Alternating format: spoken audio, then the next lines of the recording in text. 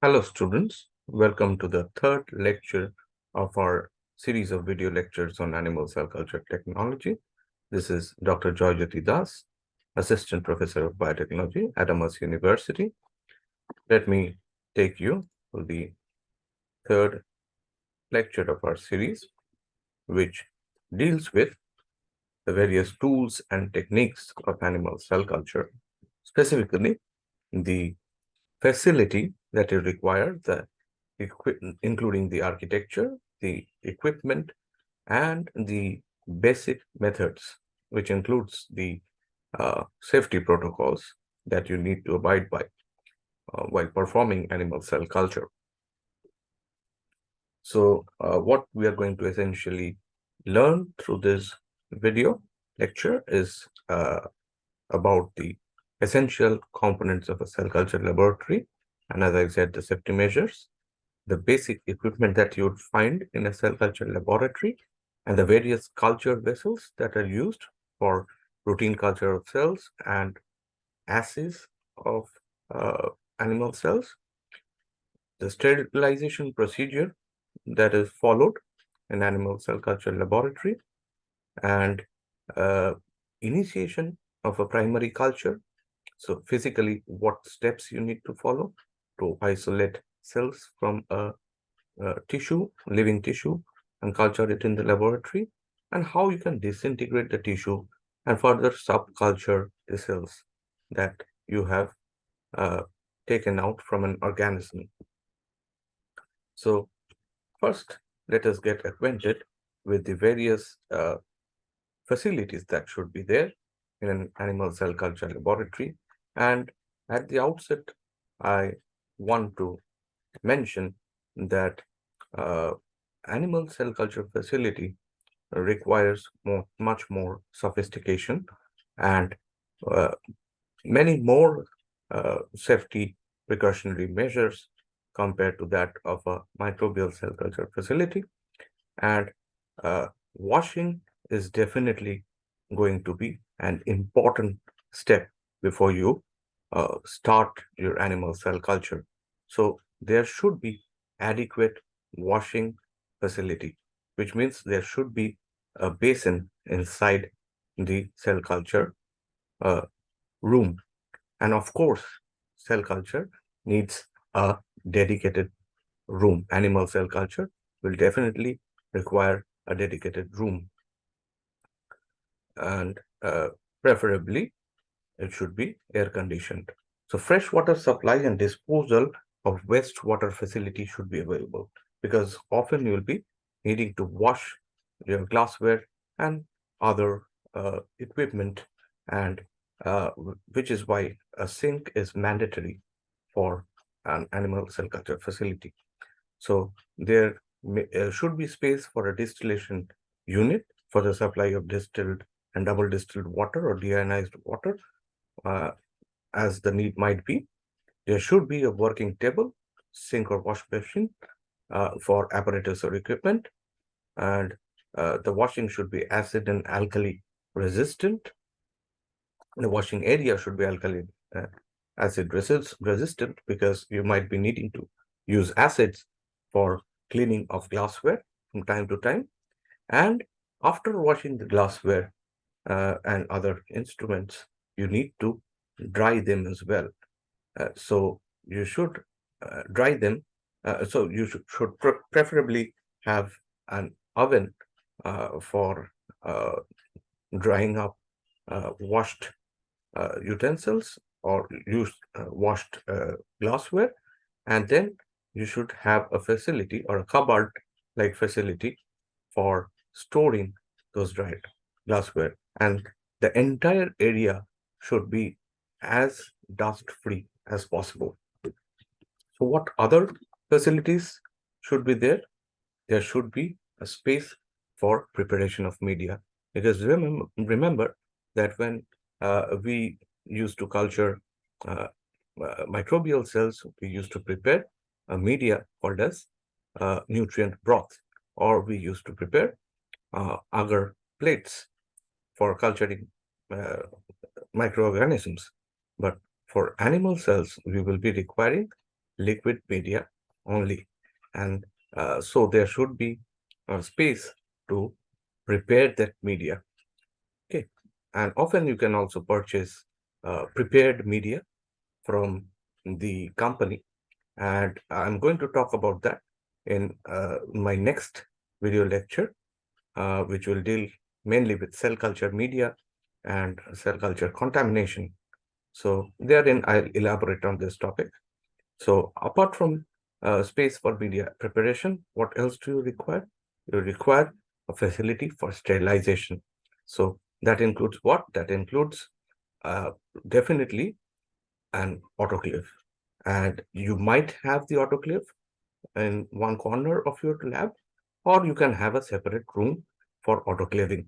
But then you'll be using several glassware for animal cell culture, which definitely need to be sterilized by the conventional process of autoclaving. And inside your laboratory, there should be a special confined area which will serve as the culture room.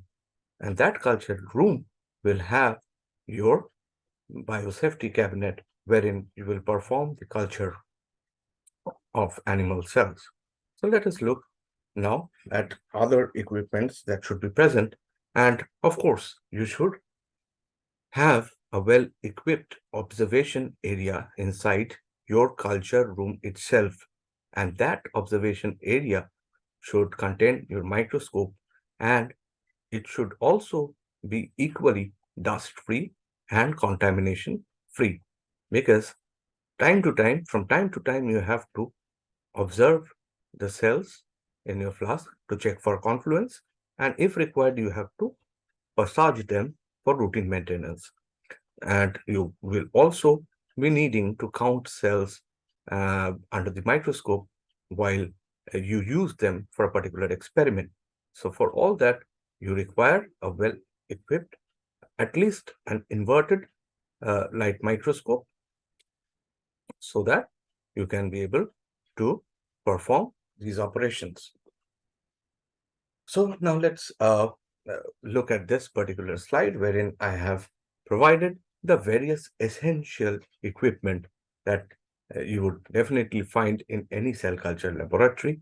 The first one being a biosafety cabinet, which we also call as laminar airflow hood, and it should be a class 2 biosafety cabinets. So what are biosafety cabinets? They are specially special areas of containment wherein a laminar uh, flow of air is occurring through a filter, special filter called as a HEPA filter, high energy, high efficiency particulate air filter, that helps to maintain a sterile environment inside the cabinet, and wherein you can use your hands to work with cell cultures. What else do you require? You require definitely a CO2 incubator. This is a special type of incubator, not the usual incubator that you use for culturing microbial cells.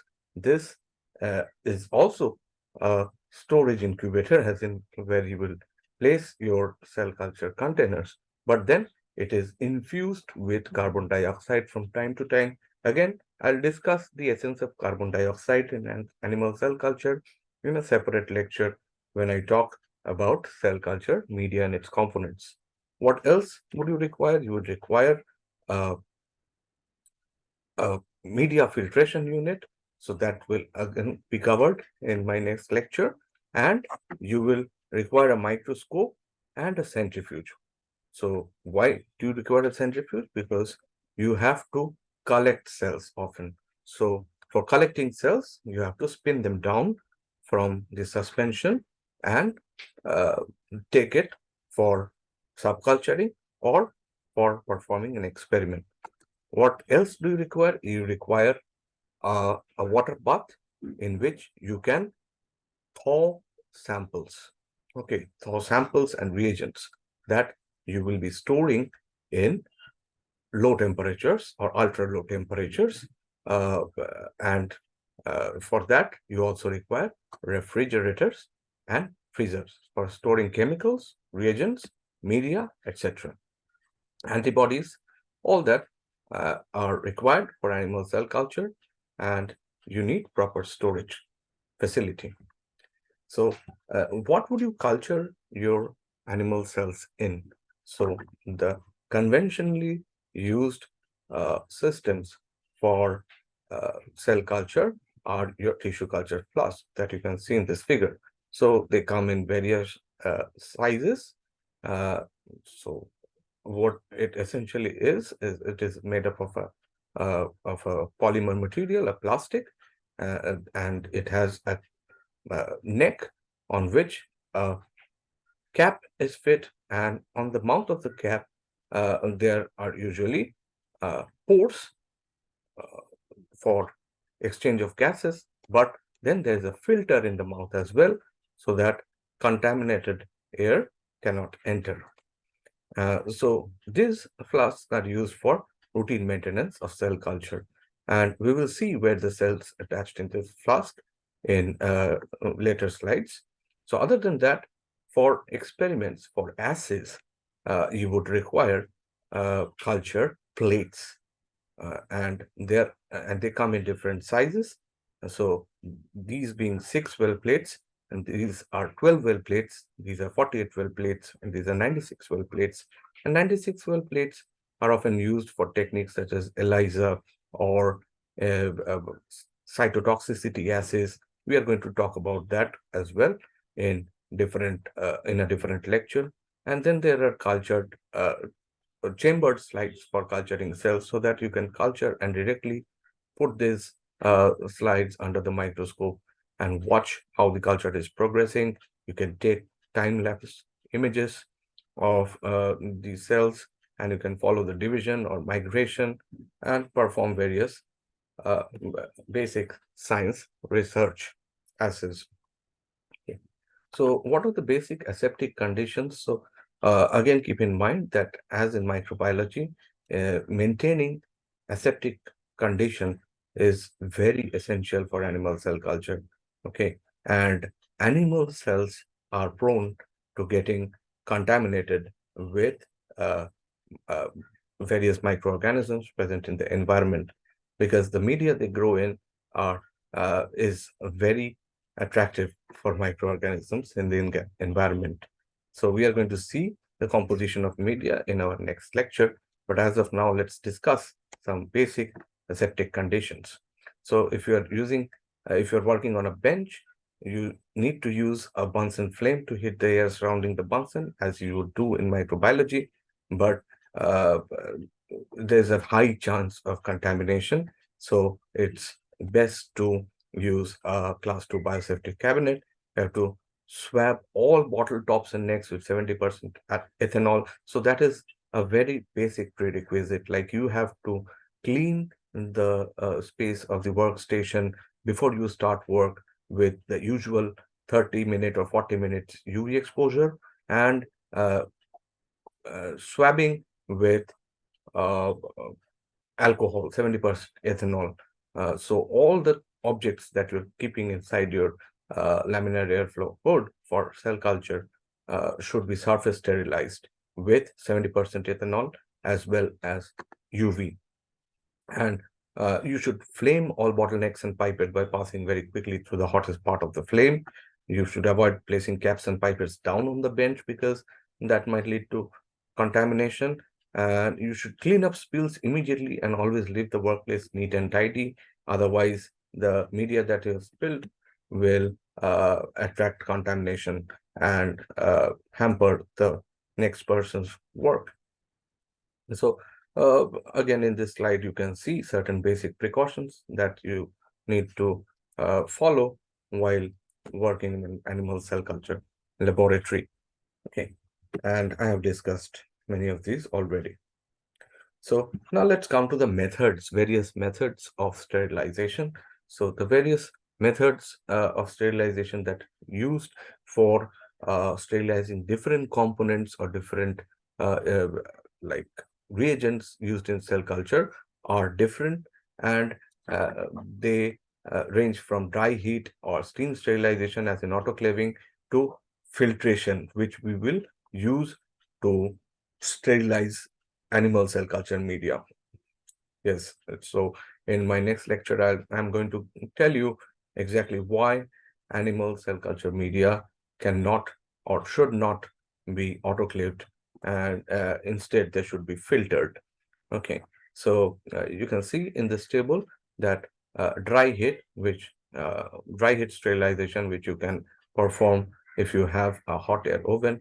By that method, you can actually sterilize heat stable materials such as metal, glass, etc. And steam sterilization is the routinely used method, though, wherein you use an autoclave to like sterilize uh, salt solutions, water, autoclavable media, uh, then nylon, polypropylene plates to a certain extent, and glassware. Okay, but for plastic ware used in animal cell culture, generally the sterilization technique is or gamma irradiation or electron beam or microwave or even short wave UV based treatment. And these the plasticware that come from the companies are usually sterilized by gamma irradiation methods and sent to us in sterile condition. Okay, there are certain chemicals also, of course, 70% alcohol being one of them. And so whenever we are touching any cell culture equipment inside the laminar airflow hood, any media bottle or any pipette or any tweezer, so we should be very careful that we have first washed our hands with 70% ethanol, and then we have started work with that particular tool. And a filtration, as I said, will be applied for sterilization of cell culture media, which we are going to discuss later on. So this list is also some sterilization used for sterilizing various objects of an animal cell culture laboratory. So, and this particular table also gives you an overview of the various techniques used for sterilizing different types of reagents used in a cell culture laboratory. Okay, so you can pause the video and look at the table, and it has been taken again from the uh, book of animal cell cultures by Robert Ian Freshney. Okay, so now let me take you to the concept of cell adhesion. So we have in our previous lectures, we have discussed that there are two types of cells in your body, one being adherent and the other one being suspension cells. And in solid organs, mostly you will be finding the adherent type of cells. So adherent means adhesion or sticking to a surface. So cells grow on a surface by attaching to the surface. So we have to understand the concept of cell adhesion, that this is the process by which the cell attaches firmly to a surface and grows. And I told you already that any adherent cell will not be able to uh, multiply and divide unless it is attached to a surface and it is spreading itself. So how does the cell attach? Cell has feet for attaching to the surface, and those feet are nothing but proteins such as uh, proteoglycans and integrins. And how these proteins bind to their surface? The cells uh, attach to surface with the help of attachment factors, which are uh, proteins such as fibronectin and laminin present in sebum, right? And these integrin molecules bind with the RGD motifs. RGD meaning arginine glycine aspartate residues of the uh, fibronectin or laminin residues of the extracellular matrix and stay hooked to the surface. So uh, now you can imagine that since the cells are sitting on a surface and they are growing to a certain confluence, say 80 to 90%, so there will be limitation of space after a certain time in whatever vessel you culture them in. So uh, then you will require to subculture the cells. Subculturing means, as I said before, it's like inoculating some fraction of the cells to a new flask. And for that, you have to first remove the cells from the surface they are sitting on. So here in this picture, I've shown some adherent cells, and you have to remove the cells first to take an inoculum of it from the old flask to a new flask. And so while you remove the attachment, any cell will appear rounded in nature under the microscope, and we will call them as suspended cells. And in this image, I've shown the regular suspension cells of your body, which might be the blood cells or immunological cells. So, and you can see they are rounded in nature. So, any adherent cell, when you have lifted them from the surface by applying a special technique, it will uh, appear rounded in nature, and you can see them suspended in the media. So how can you remove them? You can use an enzyme called as trypsin or collagenase in combination with EDTA. So that will break the cellular glue that attach the cells to the surface. So what is trypsin? Or trypsin is an enzyme, as I said, but how does it act? It cuts the adhesion proteins in the cell-cell and cell matrix interactions by cutting the amino acid of the adhesion proteins, specifically at lysine or arginine on C-terminal if upstream amino acid is not proline.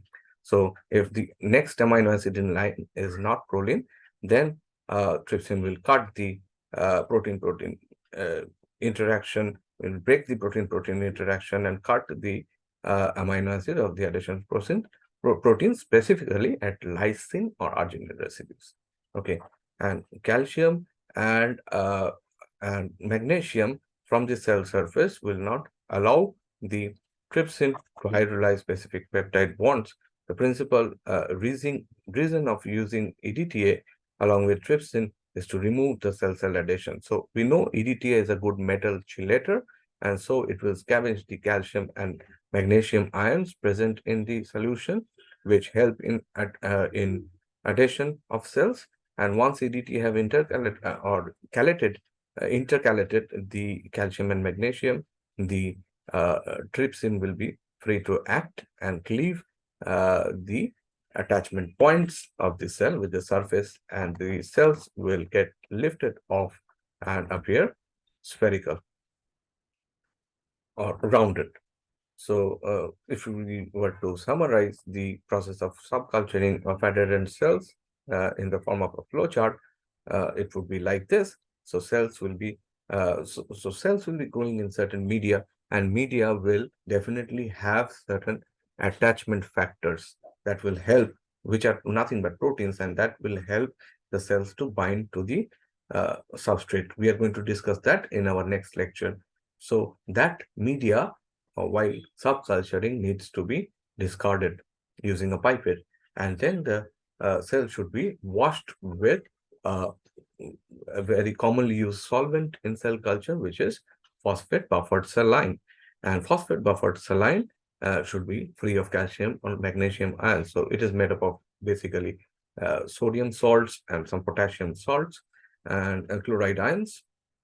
Okay, cells will be washed with PBS, and PBS has a pH of 7.4 and maintains the osmolality of the cells. So it is commonly used as a lab solvent.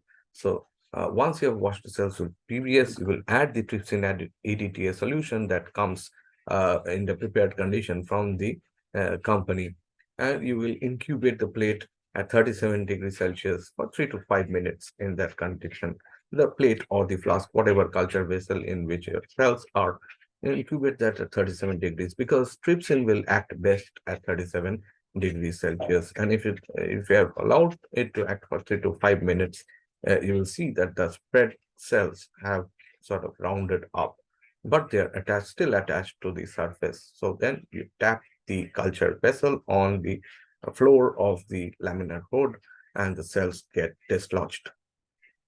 So then you add the complete medium. We will talk about complete medium. So that is the medium in which the cells grow, and you will dislodge the cells with the help of a pipette. You will like wash off the cell suspension, collect it in your pipette, and if you need to collect the cells, you need to centrifuge them in a swing bucket centrifuge, and take a fraction of them for and transfer to a new flask for routine maintenance. Okay.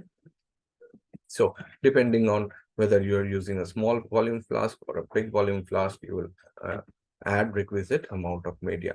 But that is for adherent cells. For suspension cells, there is no headache at all. You just take a certain inoculum from the existing flask and transfer it to a fresh flask containing media. And again, they start growing in the new space that they got. Okay, so now let's talk actually how to initiate a primary culture. And remember, primary culture is that culture of cells when you are taking the cells or tissue from a living organism and culturing it the first time inside your laboratory. So what are the basic steps involved? So isolation of tissue by dissection. So you require scalpels here, tweezers, etc. You will finally, so you can go for fine dissection or mechanical disaggregation, or you can go for enzymatic disaggregation. So you have to disperse the cells or break it down into tissue and then culture it. So by fine dissection, you can generate primary explants, and that explant will be transferred to a second flask for a second explant culture. So you are growing it in the form of an explant only, but there might also be outgrowth of cells from the explant, right? And in that case, the single cells can be subcultured again to form a cell line. In the mechanical disaggregation method, there are several techniques such as sieving, syringing, or vigorous pipetting, by which you are mechanically disturbing the tissue to form dispersed cells, and then you can go for subculture and generate cell line. For enzymatic disaggregation, you're not using any mechanical or physical methods. You're using certain enzymes such as trypsin. So trypsin can be added in cold condition, it can be added in warm condition, or it uh, or you can use the enzyme collagenase for like slowly chewing up the tissue and releasing cells from it, then centrifuging the cells and resuspending it in fresh media to get a dispersed primary culture and eventually generate a cell line. So these are the figures showing the various techniques by which you can perform mechanical disaggregation, and they're clearly understandable from the images themselves. So what are the different enzymes used in disaggregation? We have already talked of two, trypsin and collagenase. Uh, there are also elastase, pronase, displase, DNase, and hyaluronidase, alone or in various combinations. Okay, that can be used for disaggregation of cells from a tissue. Then we will come to this tissue disaggregation by collagenase and this particular protocol, wherein this schematic will show you step by step how you will actually do it. You will collect the tissue sample in basal salt solution, so which is a primitive form of media, a salt a solution, a solvent like PVS that helps to maintain the osmolarity of cells, and you will then use scalpels to chop the tissue, wash the tissue by resuspension and settling 2 to 3 times. That is, you change the uh, the solvent 2 to 3 times to wash away the debris, and then you incubate the finely chopped pieces in collagenase incomplete medium. And so what will that help you achieve?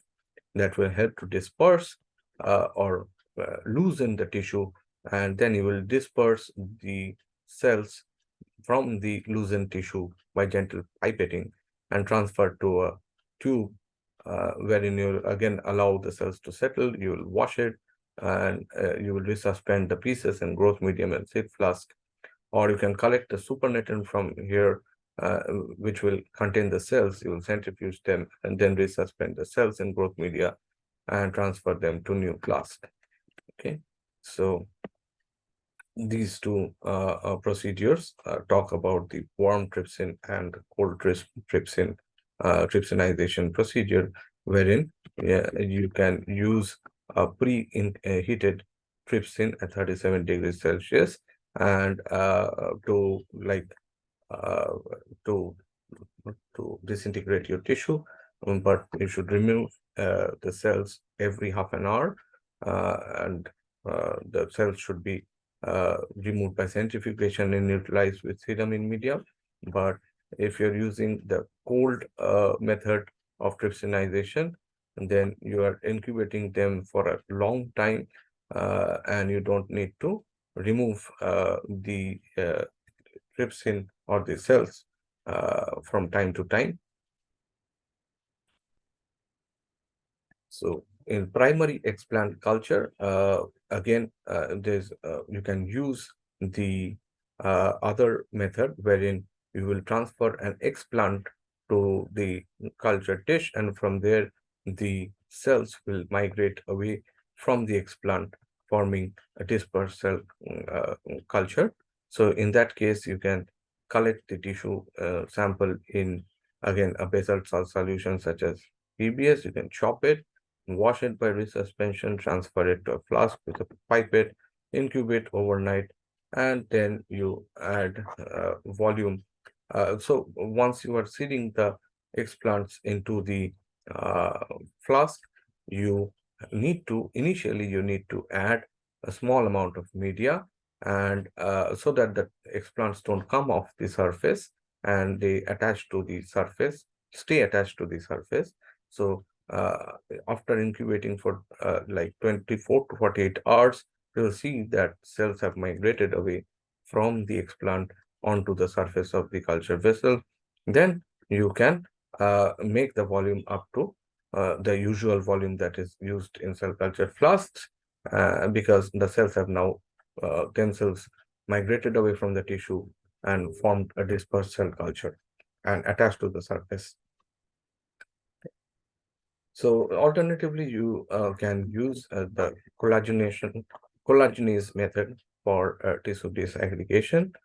Okay, and this we have already discussed in our previous lecture. So here today, I'd like to end this particular lecture on the tools and basic uh, uh, culture methods of animal cell culture laboratory. In our next lecture of the series, we are going to discuss about animal cell culture media, its composition, and the contamination issues in animal cell culture. Uh, See you soon. Bye-bye.